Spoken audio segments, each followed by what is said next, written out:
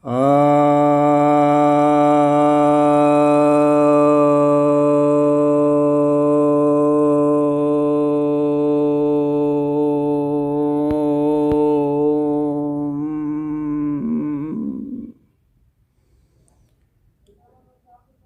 भक्तजनों को सप्रेम नमन। भक्तों, आज मैं आपको ईशावास्योपनिषद के छठे मंत्र के ऊपर प्रवचन सुनाने जा रहा हूँ। यह मंत्र कहता है, यस्तु सर्वाणि भूतान्य आत्मन्येव अनुपश्यति सर्वभूतेषु च आत्मनं ततो न विजुगुप्सते। अर्थात जो संपूर्ण भूतों को आत्मा में ही देखता है और समस्त भूतों में आत्मा को ही देखता है, वह इस यानी यह सर्वात्म जो दर्शन है, इस दर्शन के कारण ही किसी से भी घृणा नहीं करता। कहने का मतलब यह है कि वह यह समझता है कि आत्मा से ही ये सारा अस्तित्व विद्यमान है और आत्मा में ही वह सभी प्राणियों को, सभी वस्तुओं को देख लेता है। यानी वह जानता है कि आत्मा से ही ये सारे निसर्ग हुए और सभी प्राणियों में वह आत्मा को देखता है। अर्थात सभी प्राणियों, सभी वस्तुओं, सभी एक एक कण में वह आत्मा निराकारत्व को देखता है। यानी आकार में वह निराकार को महसूस कर लेता है, अनुभूत कर लेता है और निराकार में ही वह आकार महसूस कर लेता है, क्योंकि वह जानता है कि इस निराकारत्व से ही आकारत्व है। तो निराकार और आकार में वह अभेद स्थिति मानता है। वो समझ जाता है कि यह अभेद स्थिति है।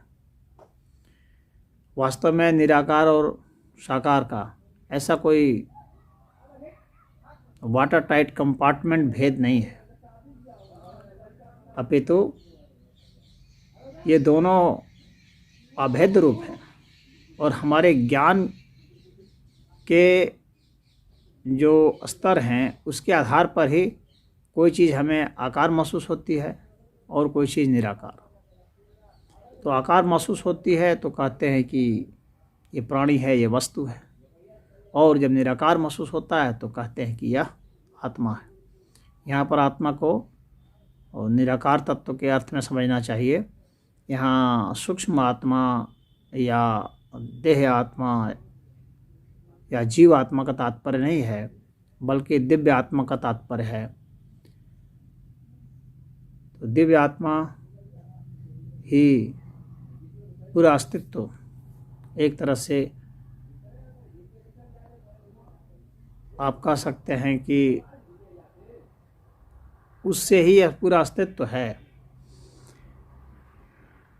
जब हम अपने ज्ञान के शिखर पर होते हैं तो हमें सिर्फ आत्मा ही आत्मा नज़र आती है।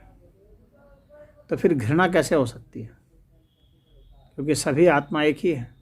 वास्तव में जो सभी आत्मा की बात यहाँ कह रहा हूँ तो यह नहीं है कि उनकी संख्याएं हैं भिन्न भिन्न, भिन्न भिन्न संख्याएं नहीं हैं, वो अनंत है।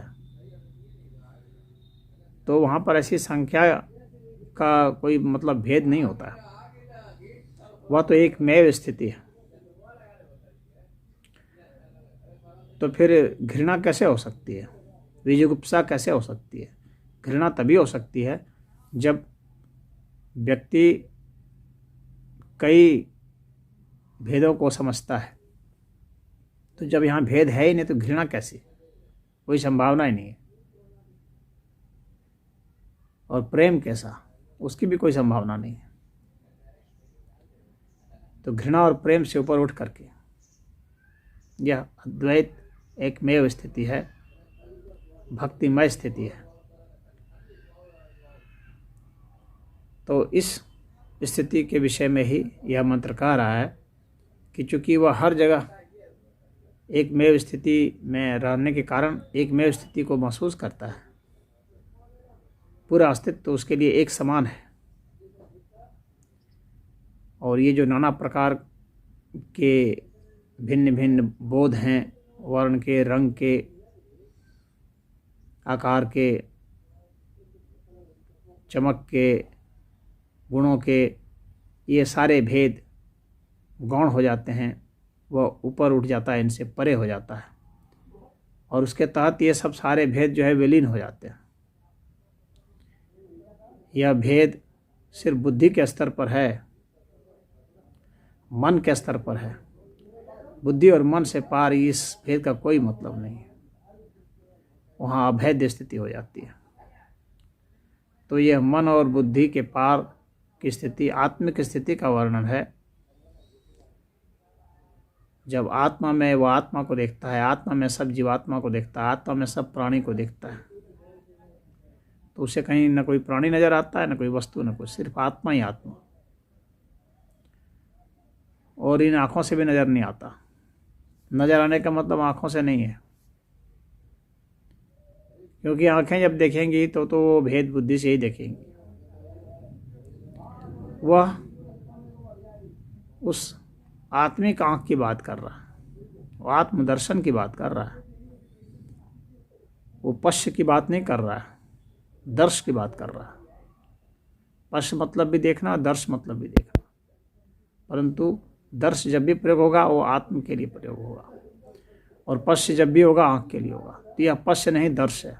और दर्श की स्थिति में जो हम देखते हैं उसमें अभेद्य स्थिति होती है, तो कोई भी जुगुप्सा नहीं होती है। यही इसका तात्पर्य है। ओम।